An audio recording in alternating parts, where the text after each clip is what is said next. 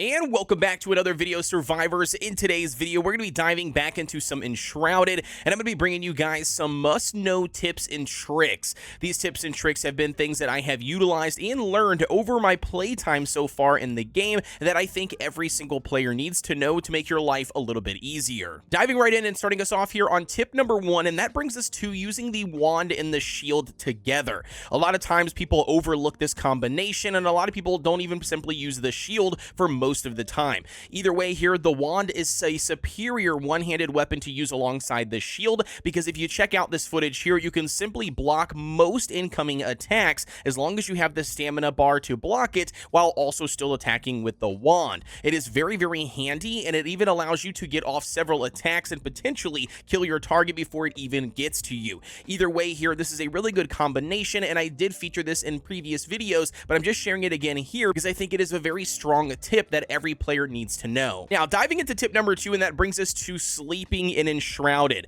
A lot of players, for whatever reason, do not know this and have yet to attempt this, but if you sleep at any time in any bed throughout the world, it actually will speed up time by like 60%, or at least it is here for me at 60%. It doesn't matter what bed you sleep in, whether it's your own bed at your own house, or you just run across a bed in the world randomly at an enemy's encampment or a tent, you name it, you can sleep in that bed if you are looking to speed up the day and night cycle. It's a really easy way to convert, night back to day if you guys are looking to go on an exploration. And now, speaking on adventuring, that brings us to tip number 3, and that relates to loot farming and resetting. If you guys don't know, here in Enshrouded, you can, go back and forth and loot areas that you've already looted, right? So things like, chest, big giant encampments, you've got the capital castle where there's a boss fight there, you name it. All of those chest locations and all of those enemies can be refarmed over and over again.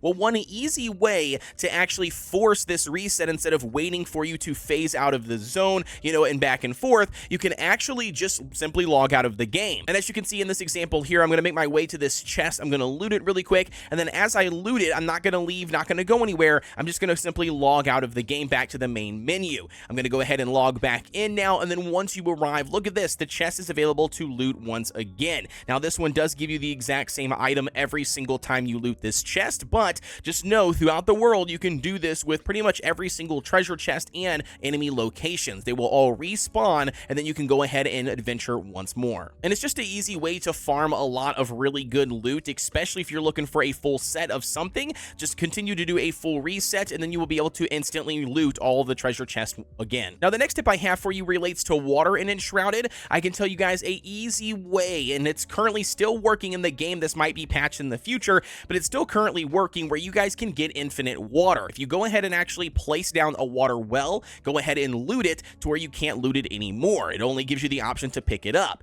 Well, if you go ahead and pick it up and then place it right back down on the ground, it will immediately re-trigger the reset and then allow you to collect water once more. You can literally do this over and over and over again until you get the proper amount of water that you're looking for. I know it's kind of cheesy, and like I said, it might get patched here in the future, but it is a very easy way to get water in the game. And now for the next tip I want to talk about, and that is searching everywhere and looking for odd things throughout the world on your adventures. More often than not, I see players just rushing through enemy zones and, killing all of the mobs and looting the more obvious chests, that are out in plain sight. However, did you know that throughout Enshrouded, there are a lot of different things that are buried in the ground or hidden behind secret doors? As you guys can see here, if you're running through an encampment like this in the woods, for instance, there's a little bit of rubble. A lot of times that is an indication that you can dig there and there is something buried underneath. In this case, this is going to be a treasure chest, for instance, that we can go ahead and loot. And the first time I believe you loot this one is always, it will give you a wand, and then beyond that, it's just randomized loot that you can get from it. But either way here, the tip is just literally make sure you are searching everywhere, looking high and low, and even terraforming and digging in the ground, because by not doing that and rushing, you're simply missing out on awesome loot. Now, for the next tip I have for you relates to the NPC. I would really stress that you guys work to get the Huntress unlocked first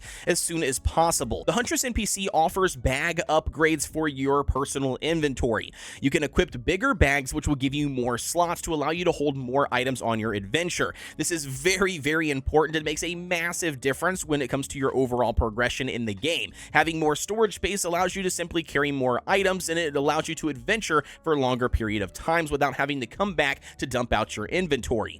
Again, this one is going to require some dried fur, so you're going to have to make sure you get the necessary requirements in order to make that, but in general, it is a very, very good resource to get as early as possible. And now, speaking of early game, that brings us to another really good tip, and that relates to all of the rangers out there. If you guys are looking to play a bow class that requires a lot of arrows, I can show you guys an easy way to get twigs in the game. Whether you guys are in the starting zone here, and there's these little wolf dens, as you can see, if you go inside one of them, you might have to kill some wolves to get in there, but once you get inside, the entire bottom bed is filled with twigs. If you pull out your pickaxe, start hacking away, you can see you can get tons of twigs very easily by doing this versus running around and picking up a bunch of bushes. They also are in the Nomad Highlands as well, so they're shaped a little bit differently, but once again, the same principle applies. You can go inside, kill some of the hyenas and stuff that are there, and then, just pickaxe away at the bottom bed here, or even the walls in this case, and you'll get a bunch of twigs.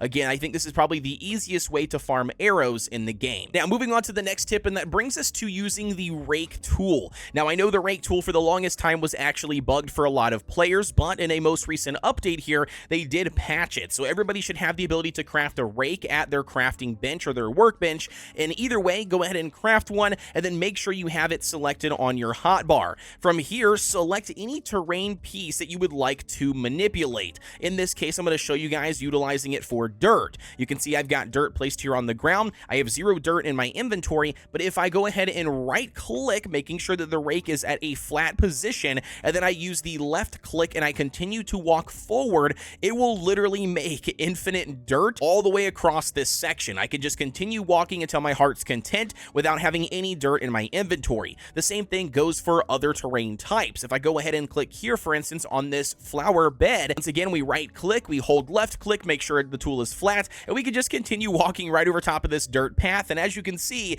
we now have an infinite amount of the flower soil, so you can place as much as you possibly want. Again, this goes along with pretty much almost every single terrain material in the game that you can place using your terrain tool. Just get out the rake. It's an easy way to do it. No need to farm this material over and over again, including even something like farm soil. You can go ahead and plant one farm soil and then utilize the rake to just extend it out as far as you want. Now, speaking of terraforming, the next tip I have for you guys will save you a lot of time when it comes to building things, especially in the ground. And that relates actually to using building block pieces. So like the biggest, square foundation pieces that you can find or use, if you go ahead and pull one of those out, like you're going to place it, all the way down in the ground, place it, right click on it here to destroy that piece. Look at this. It makes a perfect square on the ground. Now, again, this is a really good terraforming trick to use when it comes to building, especially if you guys are doing builds underground or even building like a basement or something, over underneath one of your other bases.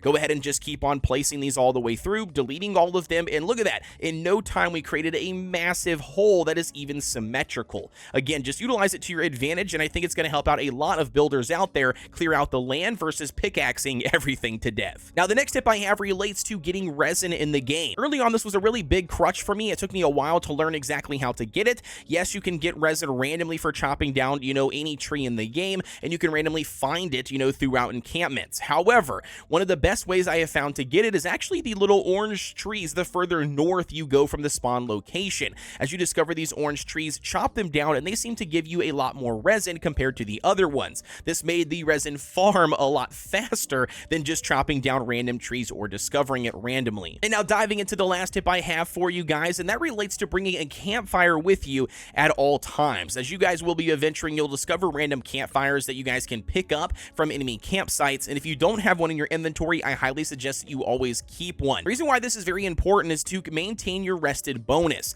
As you guys know that you get a rested bonus by sitting somewhere comfy like at your main base. Well, if you happen to be adventuring over time, that rested bonus will run out, and you can then simply use a campfire, place it down on the ground to rejuvenate some sort of rested bonus, because I'm telling you right now, trying to utilize stamina and running out and waiting for it to recharge without a rested bonus is really tough in this game. It's way easier to manage by bringing a campfire in your inventory on your adventure. And with that being said, that's going to wrap up our video for today on tips and tricks that every player needs to know for Enshrouded. If you guys enjoyed the video, don't forget to like, comment, and subscribe here on the channel for everything Enshrouded related. Also, I do have a Discord of almost 7,000 members. If you guys are looking to join, you can find that link down below in the description. With that being said, as always, always, guys, I'll see ya on the next one.